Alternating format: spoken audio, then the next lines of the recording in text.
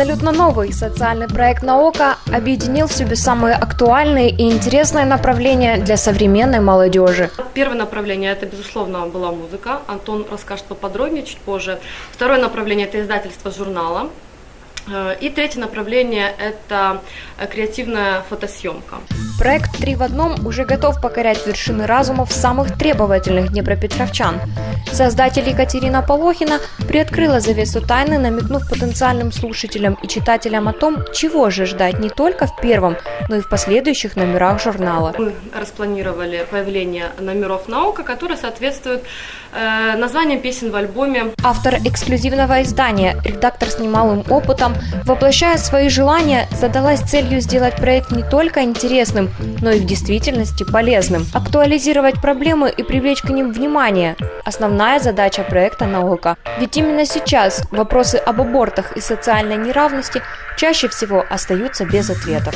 Социальный проект «Наука» обнажает острые социальные проблемы, которые есть сейчас. Безусловно, они всегда существуют и в нашем городе, в нашей стране, в нашей современности. К музыкальной стороне вопроса создатели относятся не менее ответственно, чем к текстовому наполнению контента. Особый акцент сделан на аранжировке музыки и донесении ее смысла до слушателя. При помощи текстов песен, при помощи музыкального оформления, причем стили мы используем разные в зависимости от того, какое настроение нужно создать. Самое молодежное телевидение Днепропетровщины не могло пройти мимо и оказало информационную помощь новому развивающемуся проекту. Вопрос, почему, да? Потому что в последнее время мы как-то не думаем о том, как нам воспитывать здоровое поколение, как вообще что мы после себя оставим на этой планете. Потому что сейчас семейные ценности не совсем подняты. И хорошо, что молодые люди пытаются это толкать, пытаются доносить, а мы, как вестники молодежи, просто обязаны быть рядом и поддерживать такие проекты.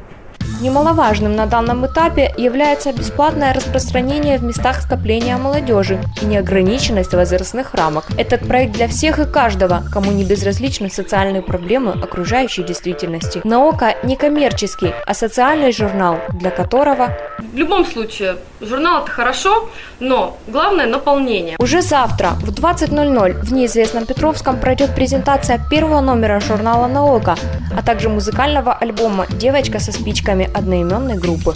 Для всех желающих вход свободный. Яна Плечко, Екатерина Паденко. События. Город ТВ.